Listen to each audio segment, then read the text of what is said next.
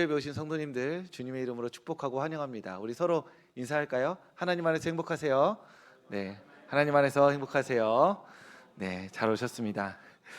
오늘 이제 룻기 2장 17절부터 23절까지 말씀인데요. 한 절 한 절 이렇게 천천히 살펴보면서 그 안에 담겨 있는 하나님 말씀 함께 또 은혜를 누리고자 합니다. 우리 2장 17절 말씀입니다. 2장 17절 오늘 한 목소리로 다시 한번 읽어보도록 하겠습니다. 룻이 밭에서 저녁까지 줍고 그 주운 것을 떠니 보리가 한 에바쯤 되는지라. 아멘. 나오미의 허락을 받아서 룻이 밭에 나갔죠.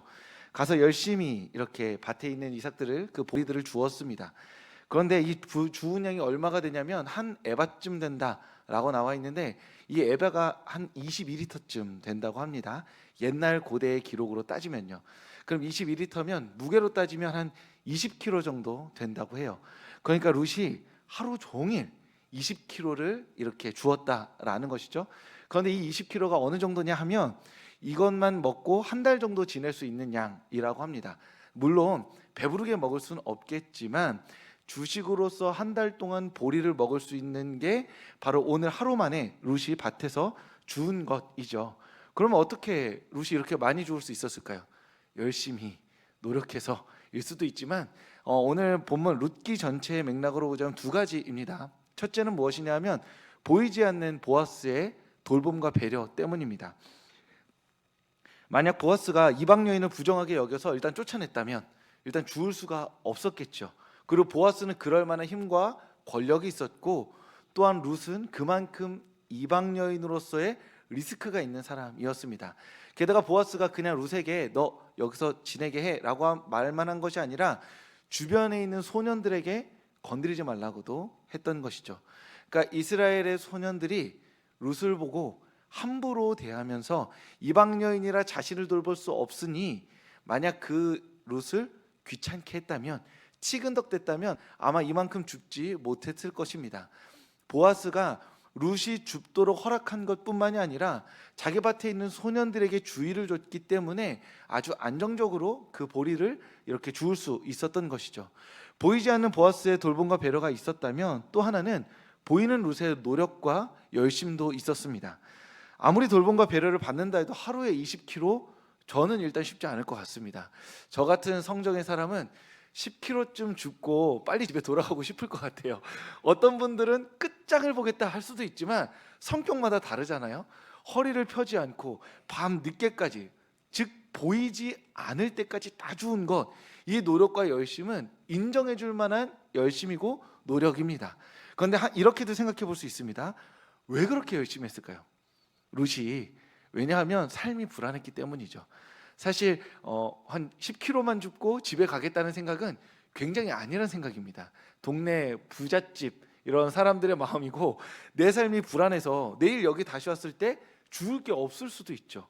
나는 과부고 내가 모시는 시어머니는 지금 이곳에서 몸으로써 일을 할 수 없는 상황, 그리고 여기에서 자신이 어떻게 계산 아무리 해봐도 이렇게까지 내가 보리를 주울 수 있는 밭을 만나기가 어렵다라고 생각했을 것입니다. 자신의 열심도 있고 노력도 있지만 불안한 삶 가운데 찾아온 이 기회를 붙잡고자 하는 그 열정 또한 모두 갖추어져 있었던 것이죠. 즉 보아스의 돌봄과 배려 그리고 룻의 노력과 열정이 모두 한데 어우러져서 한 달치 식량이라는 하나님의 복을 누릴 수 있었던 것입니다. 내가 인지하지 못해도 날량한 친절이 있기 때문에 내 노력과 열심이 열매를 맺어서 하나님의 복을 받게 되었다라는 것이죠. 우리가 종종 있는 것이 하나 있죠. 내가 내 힘으로 이 자리까지 왔다라는 말, 내가 자수성가했다라는 말에 담겨져 있지 않은, 사실은 날 돌봐주고 챙겨준 무수히 많은 사람들의 헌신과 노력을 종종 잊곤 한다는 것입니다.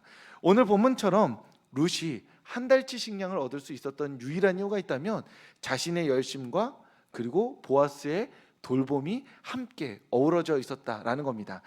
제가 어렸을 적에 아주 지금도 불효자인데 어머니가 이제 며칠 전에 만나서 얘기를 나눴는데 어머니가 영상을 보신다고 하더라고요. 그래서 부모님 관련된 얘기는 거짓말을 못하게 되었습니다. 이제 제가 불효자입니다. 현재도 불효자고요. 불효자인데 더 불효자였던 적이 있습니다. 그게 무엇이냐 하면 그런 거 있잖아요. 엄마가 해준 게 뭐가 있어? 이렇게. 근데 어머니한테 이런 얘기를 직접 대놓고 한 적 없고 이런 생각을 막 이렇게 오래도록 가지고 있었던 건 아닌데 때로는 친구들이랑 비교하면서 여러 가지 생각을 하면서 뭔가 특별히 받은 게 없다 이런 생각을 했던 적이 잠깐 있었습니다.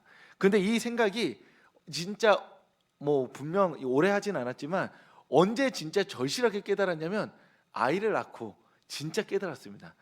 이놈이 제 도움 없이는 설 수도 없잖아요. 곰곰이 생각해 보니까 내가 여기 서 있네. 그럼 전 누구 때문에 여기 서 있을 수 있는 거죠? 어머니와 아버지 때문이라는 거죠. 그런데 철없고 어리석은 생각은 어떤 게 있냐면 다른 사람만큼 해주지 못해서 소위 말하는 엄마 그때 강남에 딱을 샀어야지 아빠 왜 그때 여기 희경동에 중랑천 옆에서 집을 샀어 이렇게 조금만 더 옆으로 가고 위로 갔어도 인생이 바뀌는데 이런 농담하고 싶은 마음이 들 수 있는데 우리가 비교하지 않는다면 내가 지금 이 자리에 있을 수 있는 이유 이런 성품과 태도를 가지고 하나님 앞에 살아갈 수 있는 이유는 유일한 정말 큰 도움을 주신 분은 오직 어머니와 아버지 덕분이라는 것이죠. 만약에 제가 체감하지 못했다고 해서 어머니와 아버지의 그 도움이 미미했다라고 말하면 굉장한 거짓말쟁이가 되는 것이죠. 내 삶을 왜곡하는 것이 되는 겁니다. 아이를 키워보고 나니 얼마나 내 인생에 도움 없이 이룰 수 있는 게 없었다는 것을 깨닫게 된다라는 겁니다. 그런 의미에서 우리가 무수히 많은 도움과 배려와 돌봄을 받아서 이 자리까지 올 수 있었다는 것이죠. 그런 의미에서 저는 제 인생에 대해서 이야기할 때 제가 단독적으로 얻어낸 것이 하나도 없다라고 말할 수 있습니다. 제 인생에서 제가 저 혼자만의 힘으로 얻은 거 단 하나도 없습니다. 이 문장을 쓰면서 왠지 부끄럽더라고요. 그렇지 않으신가요?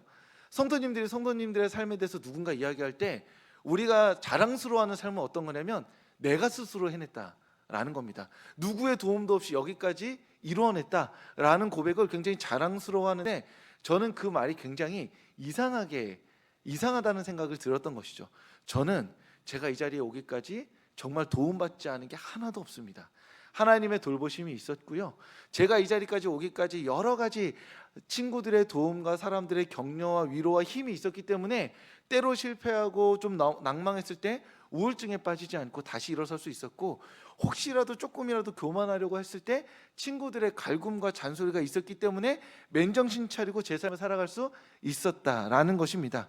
그런 의미에서 우리가 누구의 도움도 없이 내 삶을 이뤄냈다라고 고백할 것이 아니라 보이지 않는 돌봄이 있었음을 늘 기억하며 겸손할 수 있어야 하는 것이죠. 종종 그런 말씀하시는 분들 있습니다. 내가 오늘의 자리까지 오기에 누구의 도움도 없이 내가 이 자리에 홀로 섰다. 그 삶에 대한 자부심, 살아온 노력과 성실에 대한 어떤 그 자부심 같은 것들을 무시하고 말하는 것이 아니라 때로는 그런 말씀하시는 분들을 보면 종종 외로웠겠다라는 마음이 듭니다. 분명 주변에 따뜻한 사랑, 내가 이제까지 이 삶에 오기까지 주변에서 도와줬고 격려했던 어떤 친밀한 우정의 경험들을 충분히 하지 못하셔서 혹시 저런 말씀을 하시는 건 아닌가라는 의미에서 외롭지 않았을까라는 생각이 듭니다. 즉, 내 혼자만의 힘으로 여기까지 왔다라는 것보다 저는 그리스도인이라면 그리고 룻기를 읽은 사람들이라면 내가 여기까지 오는데 분명 나의 열심도 있었지만 보아스의 돌봄과 배려가 있었고 그 모든 것들을 합력하여 선을 이루셔서 하나님께서 나의 삶을 오늘 이 자리까지 인도하셨다라고 고백할 수 있는 게 어쩌면 그리스도인의 고백이 아닌가 싶습니다. 그리고 우리는 그리스도인으로서 그 은혜의 터 위에서 열심과 노력을 보태며 살아간다라는 것이죠. 우리의 삶을 고백할 때 우리의 삶이란 무엇이냐? 나의 열심과 노력 그리고 나는 내가 체감하지 못하고 충분히 느끼지 못하지만 하나님께서 보내주신 천사 같은 보아스와 같은 이들의 돌봄과 배려로 말미암아 끝끝내 이 삶을 희망과 소망으로 살아내는 것, 그것이 바로 그리스도인의 삶인 줄 믿습니다. 오늘도 주어진 삶을 성실과 열심으로 살아내신 성도님들, 하나님의 위로와 격려가 있기를 바랍니다. 그리고 우리가 최선을 다한 그 삶의 길 끝에서 이 자리에 예배하기 위해 나왔으니 우리의 최선 너머에 하나님께서 우리를 통해 일하실 줄 믿습니다. 그러니 우리가 갈 길을 최선을 다해 가고 우리가 차마 가지 못하는 우리의 한계 너머의 길을 하나님께서 인도하시고 새로운 길로 그 길을 내어주시리라고 믿고 고백하며 하나님께 우리의 삶을 맡기는 성도님들 되시길 주님의 이름으로 축복합니다. 우리 19절과 20절 말씀입니다. 우리 19절과 20절 말씀 한 목소리로 읽도록 하겠습니다. 시어머니가 그에게 이르되 오늘 어디서 주었느냐 어디서 일을 하였느냐 너를 돌본 자에게 복이 있기를 원하노라 하니 룻이 누구에게서 일했는지를 시어머니에게 알게 하여 이르되 나오미가 자기 며느리에게 이르되 그가 여호와로부터 그가 살아있는 자와 죽은 자에게 은혜 베풀기를 그치지 아니하도다 하고 나오미가 또 그에게 이르되 그 사람은 우리와 가까우니 우리 기업을 물을 자 중에 하나이니라 하니라. 아멘. 룻이 엄청나게 많은 양을 가지고 왔습니다. 20kg예요. 아마 그때 차도 없었겠죠. 뭐 특별히 이동수단도 없었을 겁니다. 한 여성이 하루 종일 일하고 20kg의 그걸 포대를 가지고 질질 끌고 어깨에 메고 열심으로 온 겁니다. 그리고 어머니에게 보여주죠. 이만큼을 가지고 왔습니다. 그러니까 나오미가 놀랄 수밖에 없습니다. 이게 한 달치 식량을 가져왔다면 좋든 싫든 사건이 일어난 거죠. 우리가 월급을 받았을 때 통장에 딱 찍혔는데 평소보다 100만 원이 더 찍혔다고 해봅시다. 그러면 우리가 그 딱 100만 원 더 찍혔을 때 내가 이렇게 열심히 일한 걸 회사와 사람들이 알아주고 100만 원을 더 줬구나 그렇게 생각하나요? 그러지 않죠. 문제가 있다. 이거 이상한데 하면서 바로 회계한테 전화해 볼 거 아니겠어요? 그리고 전화하면서 그러겠죠. 제발 내 거길 이러면서 기도할 거 아니에요. 그냥 어찌됐든 더 들어오면 좋으니까. 그러니까 지금 나오미 입장에서 이런 겁니다. 더 왔어요. 있을 수 없는 일입니다. 그러면 문제가 생긴 거예요. 좋든 싫든. 그러니 물어볼 수밖에 없죠. 그렇게 물어보면서 어디서 주었길래 이렇게 많이 주었냐라고 물어봅니다. 여기서 잠깐 샛길로 세자면 룻기 이야기의 중심이 나오미에서 룻으로 바뀌는 전환점이 이 대화에서 엿보입니다. 왜냐하면 19절 말씀에 나오미가 시어머니라는 호칭으로 반복해서 나와요. 룻도 며느리라는 이름으로 나오지만 나오미가 이야기의 중심이 아니라 이제 룻이 중심이 되는 것이죠. 왜요? 룻이 보리를 주워왔기 때문입니다. 룻이 주워온 보리를 가지고 이 가정이 먹기 때문에 이야기의 전체적인 무게 중심이 룻으로 바뀌는 것이죠. 그런 의미에서 나오미가 믿음의 결단으로 베들레헴에 온 것, 그때는 나오미의 믿음이 필요했습니다. 그런데 베들레헴으로 왔고 이제 베들레헴에서 생활하기 위해선 룻의 열심이 필요하죠. 그런 의미에서 지금 룻의 믿음을 쓰셔서 룻을 통해 이 가정을 먹이는 순간에는 룻이 이야기의 중심이 되는 것입니다. 그런 의미에서 나오미의 믿음이 필요할 때가 있고 룻의 믿음이 필요할 때가 있는 것입니다. 그렇게 한 공동체가 우리의 삶이 세워져 가는 것이죠. 내가 나의 믿음을 가지고 공동체를 섬기고 세울 때가 있고 가정을 돌볼 때가 있습니다. 내가 정상적인 컨디션으로 살아냄으로써 누군가를 돌볼 때가 있는 것이죠. 하지만 나라는 사람이 언제나 그렇게 건강할 수는 없습니다. 내가 끊임없이 이 가정이든 친구 사이든 어떠한 상황에서도 주도권을 가지고 늘상 에너지를 쓸 수는 없는 겁니다. 그건 비대칭이고 기울어져 있고 오래갈 수 없는 것이죠. 때로는 내가 약해질 수 있습니다. 그때는 내가 잠시 뒤로 물러섰을 때 내 주변에 있는 나의 곁에 있는 누군가가 한 걸음 나와서 나의 손을 잡고 걸어갈 수 있는 것이죠. 그런 의미에서 우리는 내가 쓰임받을 수 있을 때와 내가 물러설 때를 알고 그때에 맞춰서 하나님께 기도하고 우리의 삶을 드릴 수 있어야 합니다. 우리의 삶에 함께하는 이들 모두가 100%의 힘으로 섬기고 일하고 100%의 힘으로 서로의 관계에 최선을 다할 수 있으면 좋겠지만 결코 그렇지 않죠. 누군가는 물러날 때가 있고 누군가는 한 걸음 다가올 때가 있습니다. 부부 사이에도 동일하죠. 내가 한 걸음 다가가야 될 때가 있고 말을 멈춰서서 양보해야 될 때가 있습니다. 이 두 가지를 서로 조율해야 잘 먹고 잘 살 수 있는 것이죠. 그런 의미에서 서로의 열심이 번갈아가면서 공동체를 세워져야 하는 것이고 지금이 나의 믿음의 때 수 있는 겁니다. 지금이 내가 한 걸음 물러나야 할 때가 있는 것이죠. 우리는 그것을 분별해야 합니다. 주님께 물어야 하는 것이죠. 내가 지금 조금 지쳤는데 그래서 하나님께 물으면서 제가 조금 더 한 걸음 나아가야 될까요? 아니면 한 걸음 더 물러서야 될까요? 제가 지금 조금 더 무리하면 지칠 것 같은데 제가 힘을 낼 수 있을까요? 이렇게 내가 지금 어디까지 나의 삶을 드려야 하는지에 대한 고민을 하면서 기도할 수 있어야 하는 겁니다. 그러면서 동시에 내가 쓰임 받을 때 최선을 다해야 하는 것이죠. 사역과 일이 주어졌을 때 성실히 감당해야 됩니다. 이것을 표현 삼아서 사역과 일이라는 말로 표현했지만 어떤 관계에서든 어떤 만남에서든 동일하게 고백되어져야 하는 것이죠. 나에게 주어진 일을 최선을 다해 감당해야 하지만 최선을 다해 감당하지 못할 때 후회하지 않을 수 있습니다. 누구나 자신의 사역에 끝이 오고 자신의 몸이 약해질 때가 오며 그렇게 내 삶이 잠깐 주저앉을 때가 있는데 그때 내가 주님께 더 드렸어야 한다라고 고백하기보다 최선을 다할 때 주님께 드리고 멈춰야 할 때는 다른 이들을 돌아보며 축복함으로써 그 사람이 주님께 나오기를 한 걸음 양보해 줄 수 있는 것이 바로 우리여야 한다는 것이죠. 그런 의미에서 제가 바라기는 여기 앉아 계신 모든 성도님들 지금 다 쓰임 받을 때라고 믿기를 고백하기를 소망합니다.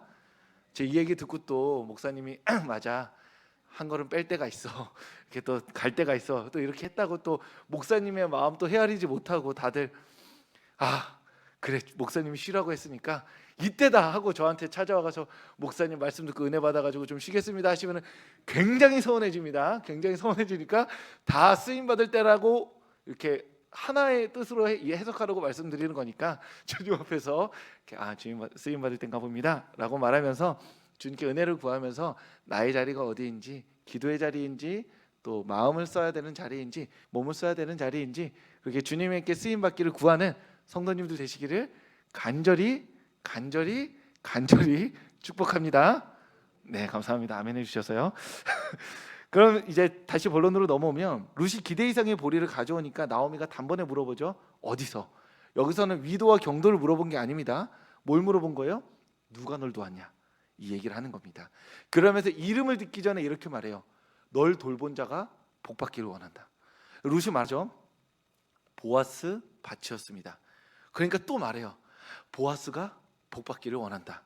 자, 여기에서 보아스에게 좀 집중하고자 합니다. 보아스는 지금 가만히 있었어요. 집에서 지금 자고 있겠죠. 아니면 뭐 얘기하고 있거나 놀고 있겠죠. 가만히 있는데 지금 보아스가 복을 몇 번 받았어요? 2번 받았습니다. 가만히 있었어요. 보아스 아무것도 안 했어요. 근데 복을 2번 받았어요. 근데 지금 룻기 2장까지 오기까지 보아스가 복을 한 번 더 받은 적이 있습니다. 언제냐면 밭에 나왔을 때. 밭에 나와가지고 복 받기를 원합니다 하니까 누가 복 받으라고 해요? 일꾼들이 복을 받으라라고 이야기합니다. 그러니까 우리가 자면서도 돈 버는 게 꿈이잖아요. 자본주의 사회에서 내가 노동하지 않고 돈을 버는 게 꿈이라서 광고 같은 데 보면 노동하지 않고 일하지 않고 뭐 벌 수 있습니다 이렇게 말하는데 그런 것처럼 지금 보아스는 자면서도 복을 받는 거예요. 자기가 날 위해서 기도해 줘라고 아무 얘기도 말하지 않았는데 그가 복 받는 삶을 이미 살고 있다라는 것입니다. 그런 의미에서 우리는 이런 이야기를 보면서 물어야 하는 거예요. 하나님의 복 받는 삶이란 무엇인가? 우리가 삼성의 회장님의 삶을 보면서 하나님의 복 받는 삶은 무엇인가라고 물어서는 안 되는 겁니다. 우리가 이 세상에서 잘 먹고 잘 살면서 떵떵거리며 사는 삶을 보면서 하나님의 복 받는 삶은 무엇인가라고 물어서는 안 된다는 거예요. 가만히 있는데 주변에 있는 사람들이 복 받게 해달라고 기도하는 삶을 보면서 저 삶이 하나님의 복 받는 삶이니까 저 삶을 벤치마킹하자라고 생각해야 한다는 겁니다. 물론 보아스는 외적으로도 성공을 이룬 사람이었죠. 하지만 룻기 전체에서 집중하고 있는 건 보아스의 외적인 성공으로 보는 복 받는 삶이 아니라 그가 어떤 태도와 삶을 살았길래 일꾼들과 과부를 통해서 복 받기를 지금 기도를 받고 있는가, 그거 생각해 보아야 합니다. 그래서 오늘은 두 말씀을 일부러 화면에 띄우지 않았는데요. 하나님 말씀 찾아보겠습니다. 구약성경 신명기 24장 19절 말씀입니다. 신명기입니다. 구약성경 신명기 24장 19절 말씀입니다. 구약성경 299면입니다. 신명기 24장 19절 말씀입니다. 찾으신 분들 한 목소리로 읽고요. 네, 아직 못 찾으신 분들은 함께 한번 들어보겠습니다. 함께 읽겠습니다. 내가 밭에서 곡식을 벨 때에 그 한 뭇을 밭에 잃어버렸거든. 다시 가서 가져오지 말고 나그네와 고아와 과부를 위하여 남겨두라. 그리하면 내 하나님 여호와께서 내 손으로 하는 모든 일에 복을 내리시리라. 아멘. 한 구절 더 찾아보겠습니다. 이번엔 신약성경 누가복음인데요. 누가복음 14장입니다. 누가복음 14장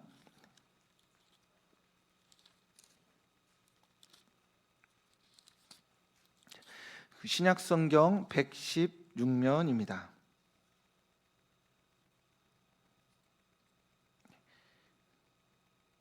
잠시만요.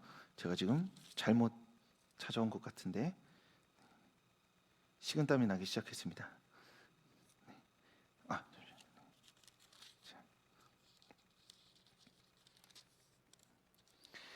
네, 우리 누가복음 14장 23절과 24절 말씀입니다. 우리 한 목소리로 120면인데요. 누가복음 14장 23절과 24절 말씀 함께 읽겠습니다. 주인이 종에게 이르되 길과 산 울타리가로 나가서 사람을 강권하여 데려다가 내 집을 채우라. 내가 너희에게 말하노니 전에 청하였던 그 사람들은 하나도 내 잔치를 맛보지 못하리라 하였다 하시니라. 아멘. 네, 보아스를 통해서 하나님의 복 받는 삶의 모습에 대해서 함께 보고 있는데요.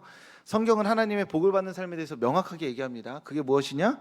고아와 과부와 같이 스스로를 돌볼 수 없는 사람을 돌보라. 그리고 받은 은혜를 갚을 수 없는 자들에게 갚으라 라고 말합니다. 잔치에 올 자격이 없는 사람들, 그 와서 밥을 먹는다고 해도 부주를 낼 수 없는 사람들을 초청해서 먹이라 라고 말하죠. 그런 사람들을 돌보고 챙길 때 그때 하나님의 복을 받게 될 것이다 라고 구약성경과 신약성경에 일관적으로 이야기하고 있습니다. 이것은 명백하게 손해보는 삶입니다. 왜냐하면 내 결혼식에 오지 않은 사람을 초대해서 이렇게 내 가족에게 내 결혼식에 오지 않은 사람에게 축의금을 전달하는 것처럼 느껴지거든요. 이 사람에게 내가 베풀었을 때 투자한다고 생각하죠. 그래서 그 사람에게 무언가를 받아내야 되는데 그 사람이 아무것도 돌려주지 않는다면 내가 지금까지 뿌린 삶의 열매를 걷지 못한다고 우리는 종종 생각하기 때문입니다. 그런데 물론 자본주의 사회에서 돈을 주고 돈을 받지 못하기 때문에 손해일 수 있습니다. 그렇게 느끼는 게 맞고 그 느낌으로 말미암아 마음이 불편해야 하는 게 21세기를 살아가는 보통 시민의 마음인 것이죠. 그럼에도 불구하고 그리스도인들은 여기에서 한 걸음 더 나아가야 합니다. 우리가 뿌린 것, 우리가 투자한 것, 우리가 베푼 것은 무엇으로 돌려받느냐? 그 사람들이 자신이 받은 돌봄과 배려를 감사하면서 그 당신이 잘 되기를 바란다라는 복을 구하는 기도로 우리는 응답받는 것이죠. 이해되시나요? 우리가 돈을 주어서 돈을 받는 것이 아니라 돈을 주어서 우리에 대한 감사한 마음을 받는 겁니다. 하나님께서 이 세상을 돌아보시면서 이 세상에 약하고 가난한 사람들이 누구에게 고마워하고 있는가를 보시면서 약하고 가난한 사람들이 고마워하는 그 사람에게 하나님의 복을 베풀어 주시기를 기뻐하신다는 것이죠. 그런 의미에서 보아스라는 사람은 하나님의 복을 받는 삶을 살아가고 있는 것입니다. 왜냐하면 가만히 있었고 자신이 가지고 있는 보리를 나누어 줬을 뿐인데 일꾼들과 룻과 나오미가 보아스를 축복해 주며 기도했기 때문이죠. 돌보는 사람이 복을 받습니다. 다른 이의 슬픔을 그리고 아픔을 그 삶을 돌아보는 사람이 하나님의 복을 받게 됩니다. 돌봄을 위해 마음을 내어주는 사람, 삶을 내어주는 사람, 기꺼이 힘을 보태어주는 사람이 하나님의 복을 받게 됩니다. 그래서 우리의 마음에는 하나님의 복을 받고 싶다, 하나님의 복 받는 삶을 살고 싶다라고 그렇게 고백하고 기도한다면 우리 곁에 돌보아 주어야 할 그 사람을 떠올리고 그 사람에게 나의 마음과 삶을 내어줄 수 있어야 하는 것이죠. 그런 의미에서 돌보는 이에게 하나님의 복이 임할 줄 믿습니다. 그리고 서울교회 성도님들께서 서로를 돌봄으로 말미암아 하나님의 복 받는 삶을 살아가기를 소망합니다.